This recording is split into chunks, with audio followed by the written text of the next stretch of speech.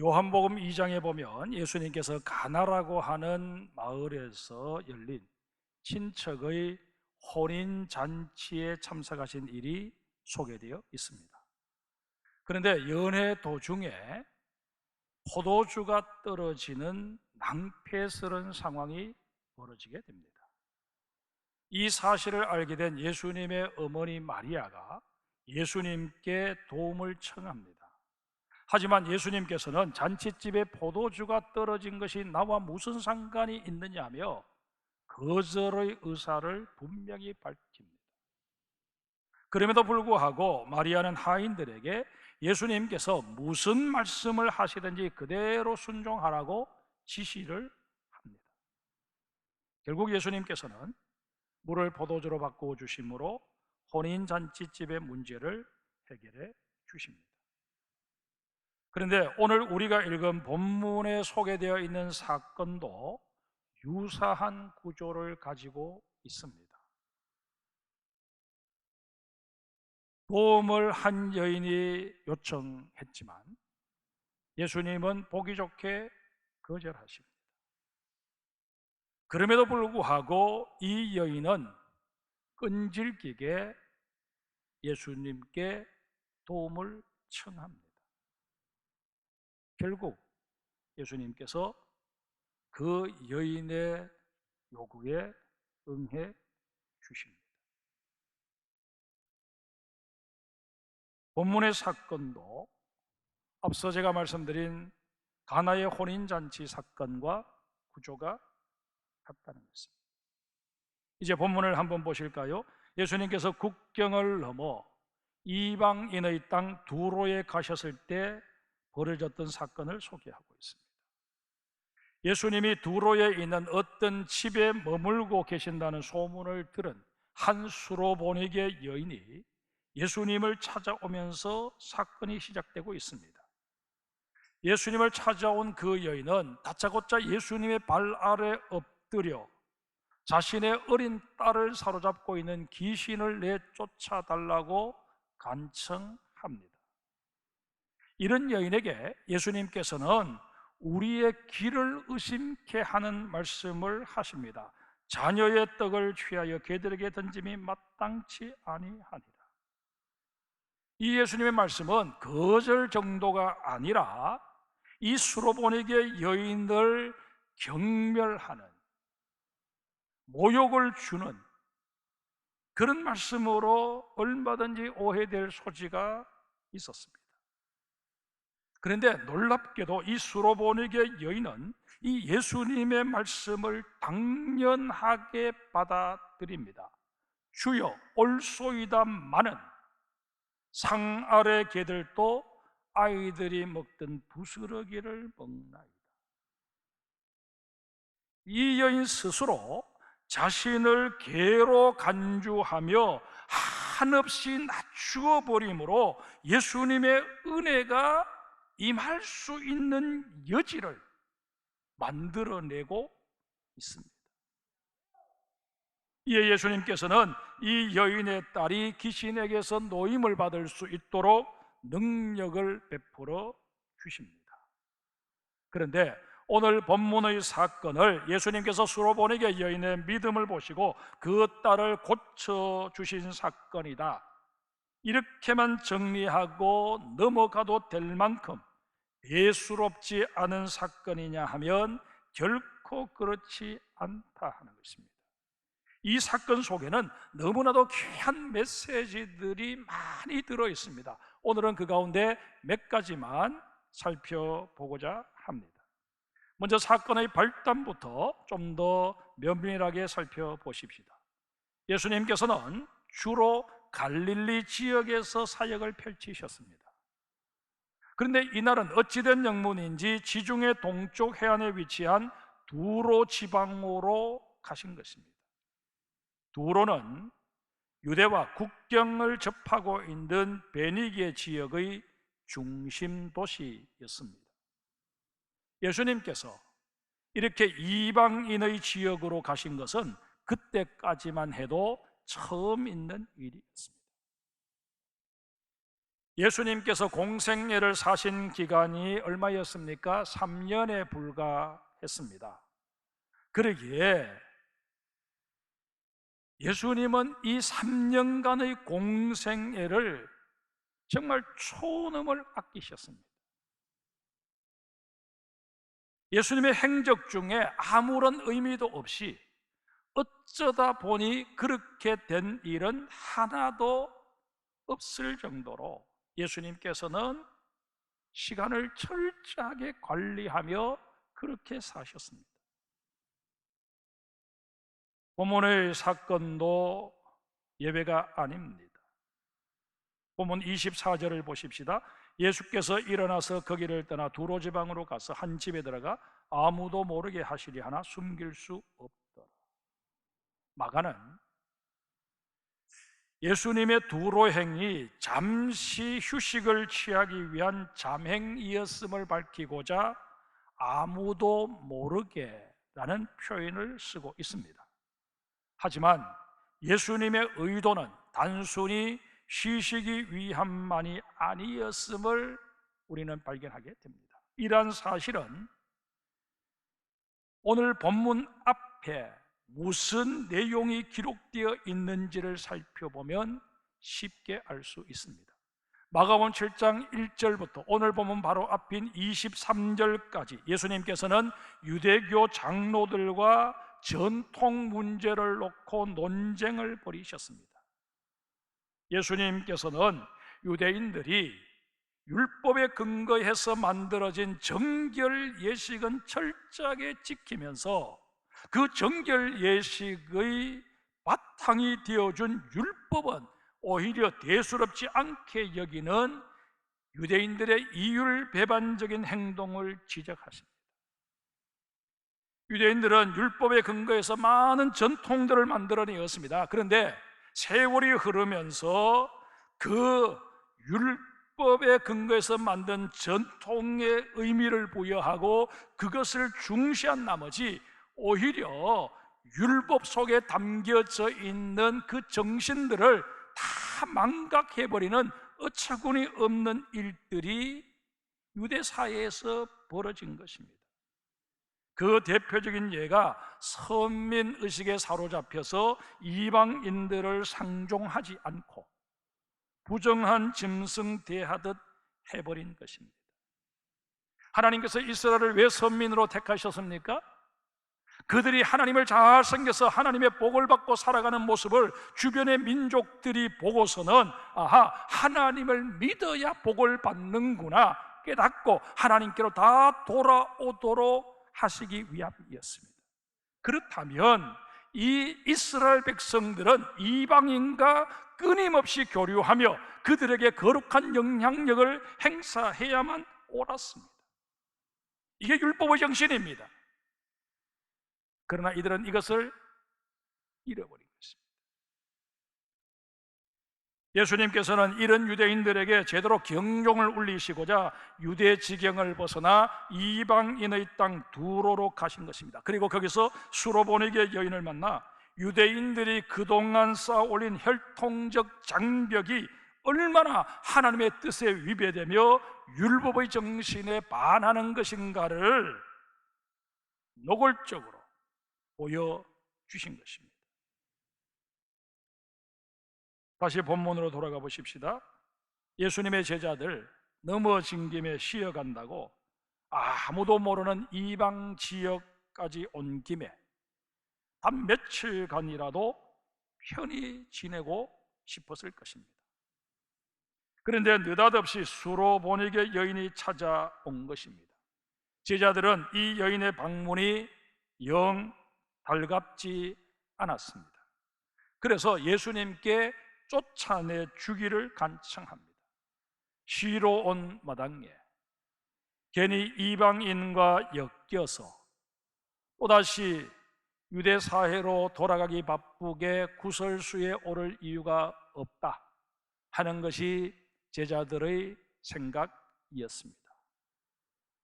그런데 어찌된 영문인지 예수님께서도 이런 제자들의 생각에 동의하시는 것 같은 행보를 취하십니다. 27절 다시 한번 보실까요? 예수께서 이르시되 자녀로 먼저 배불리 먹게 할지니 자녀의 떡을 취하여 개들에게 던짐이 마땅치 아니하니라. 예수님의 이 말씀을 듣는 순간 수로보내기의 여인을 빨리 돌려보내서 문제가 확대되지 않도록 하기를 원했던 제자들조차도 깜짝 놀랄 수밖에 없었습니다. 수로보내기의 여인을 돌려보내시더라도 저렇게까지 심한 말씀을 하실 필요는 없으셨는데 라는 생각을 제자들이 다 한 것입니다. 제자들이 이런 생각을 할 수밖에 없었던 이유가 무엇일까요? 한번 생각해 보십시다. 만약 이 수로보내기의 여인이 예수님의 말씀을 듣고 발끈해서 그 자리를 박차고 나가 두로 사람들에게 예수라는 작자가 내게 이런 말을 했다, 그렇게 전한다면 아마 모르긴 몰라도 그 두로의 이방인들이 벌떼처럼 몰려와 예수님 일행에게 행패를 부렸을 것은 불을 보듯 뻔한 일이었습니다. 예수님도 바보가 아니신데 이 정도의 짐작은 충분히 하셨을 것입니다. 그럼에도 불구하고 예수님께서 이런 말씀을 하신 데는 나름대로 이유가 있었습니다.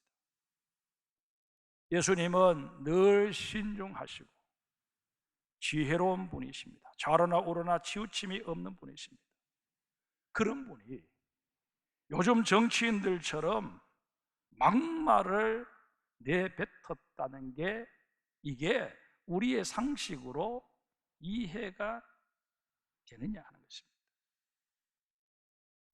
그동안 유대인들은 어줍잖은 선민의식에 사로잡혀 이방인들을 부정한 짐승대하듯 대해왔습니다. 이방인들과 교제하는 것 자체를 법으로 금할 정도로 이방인들을 터부시했습니다. 자, 그러면 보십시다. 지금 예수님의 일행이 어디에 있습니까? 두로 지방의 한 가정에 머물고 있습니다. 이방인의 집입니다. 이방인의 집에 유한다는 것은 그 집 식구들과 함께 음식을 먹고 그 집 식구들이 과거에 사용했던 침구를 사용하고 그 침상에서 잠을 자는 것을 의미합니다. 율법적인 관점에서 본다면 예수님은 이미 율법을 한두 가지 어긴 것이 아니라 나가도 한참 나가버리신 것입니다.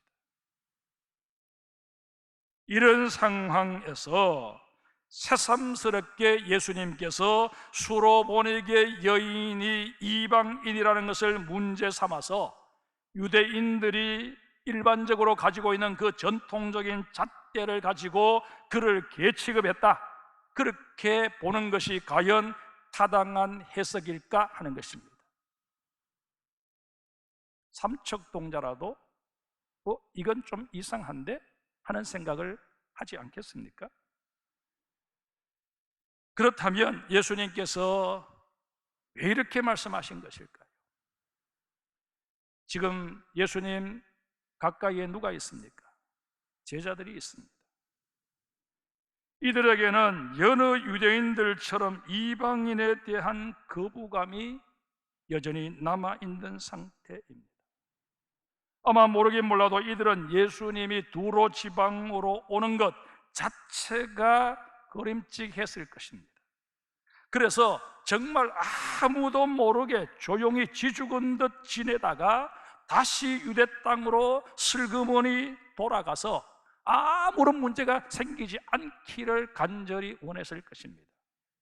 그런데 느닷없이 수로보내기의 여인이 찾아와 난리를 피운 것입니다. 이들은 다급한 마음에 예수님에게 빨리 저 여인을 쫓아내시라고 간청을 드린 것입니다.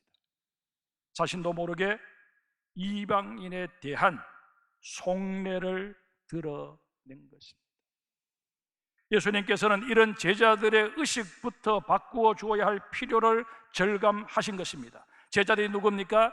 예수님이 이제 부활하신 후에 승천하시고 나면 보혜사 성령님이 임하시고 그 성령으로부터 권능을 받아서 이방 세계로 나가 복음을 전해야 할 당사자들 아닙니까? 그러기에 이 사도들, 제자들의 이방인에 대한 인식은 반드시 바뀌어야만 했습니다. 예수님께서는 이 귀한 작업을 바로 이 사건을 통해서 시작하고 계시는 것입니다. 그런데 여기서 우리가 주목해 보아야 할 것은 이 수로보니게 여인의 대응입니다. 27절에 예수님께서 개를 언급하셨는데 이 표현 속에는 사실 중요한 암시가 담겨 있습니다. 무슨 말인고 하니, 유대인들이 경멸의 의미로 비유하는 개는 거리를 배회하면서 음식물 쓰레기를 뒤지고 다니는 제법 등치가 큰, 그러면서도 몸은 비쩍 말라 비루한 그런 개를 말합니다. 헬라어로는 키온이라는 단어를 사용합니다. 하지만 예수님께서 지금 사용하고 계시는 단어는 퀴나리온이라는 단어입니다. 집안에서 키우는 애완견이나 귀여운 강아지를 의미하는 단어입니다. 같은 개라도 벌써 이미지나 그 느낌이 전혀 다릅니다. 아마도 수로보니게 여인은 예수님께서 퀴온이라 그렇게 말씀하지 않으시고 퀴나리온이라고 말씀하시는 것을 듣는 순간 무언가 예수님의 말씀 속에 의도하시는 것이 있구나, 그렇게 짐작을 한 것입니다. 그래서 자신도 퀴나리온이라는 단어를 써서 주여 올소이다마는 상 아래 퀴나리온도, 귀여운 강아지도 아이들이 먹던 부스러기를 먹나이다, 그렇게 대답을 한 것입니다. 많은 사람들을 만나다 보면 간혹 내 마음을 척척 읽어내는 사람들을 만나게 되곤 합니다. 이런 사람을 일컬어서 우리가 쿵짝이 맞는다, 환상의 콤비다, 그런 말을 합니다. 좀 유식한 표현을 쓰면 코드가 맞는다, 그런 얘기들을 합니다.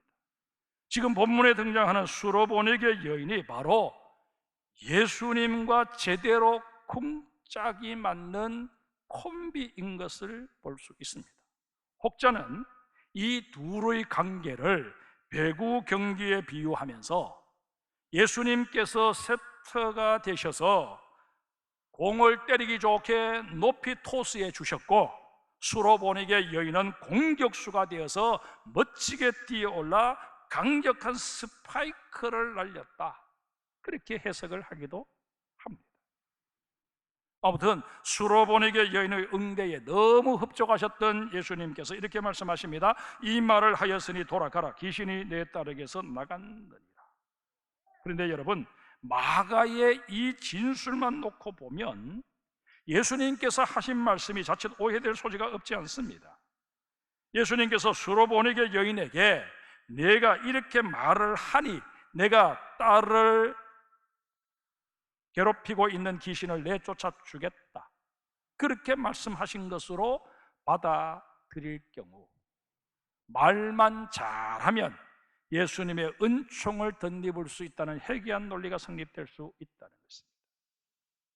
그래서 마가복음보다 조금 뒤에 기록된, 그리고 마가복음을 참고로 해서 기록한 마태복음에서는 이런 오해의 소지를 해소하고자 예수님께서 여자여 내 믿음이 크도다, 내 소원대로 되리라고 예수님 말씀하신 것으로 보완하고 있는 것을 확인할 수 있습니다.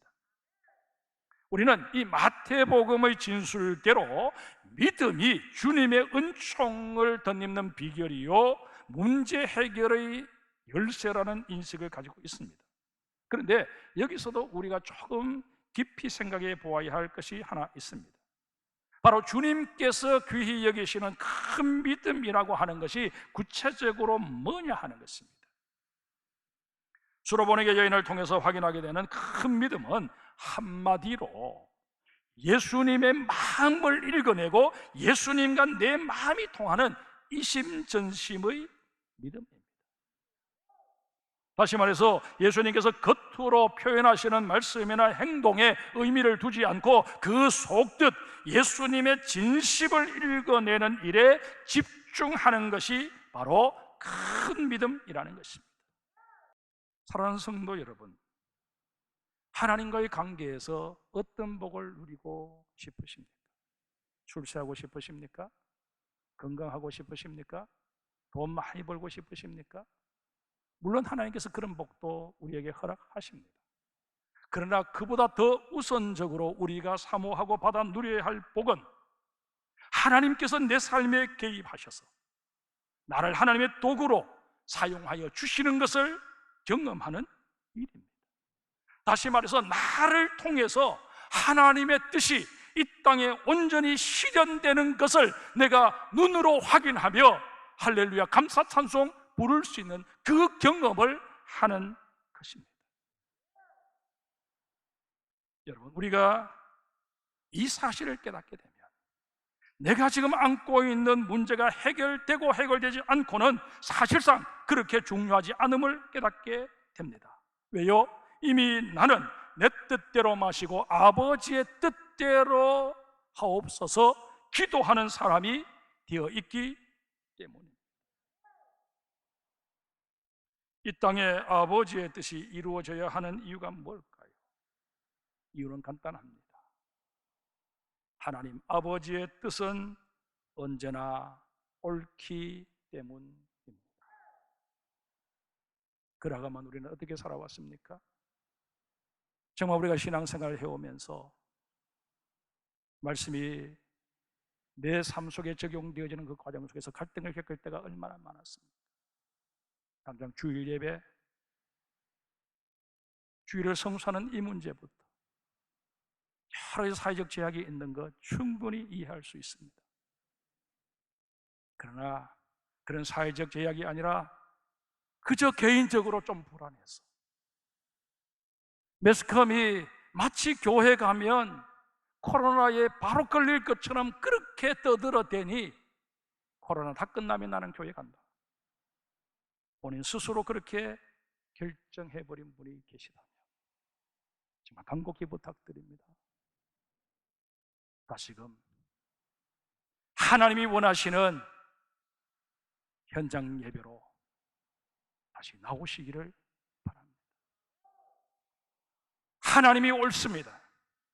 내가 옳은 것이 아니고 내가 여러 가지 사회적 고려를 통해서 판단하는 그것이 옳은 것이 아니고 하나님의 말씀이 옳습니다.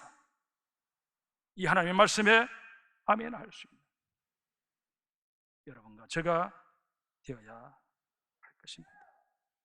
여러분, 우리의 남은 세월이 얼마이든 간에 앞으로 우리의 인생을 살아가면서 이와 유사한 갈등 속에 내가 휘말리게 될 때 언제나 하나님을 향하여 주님이 옳습니다.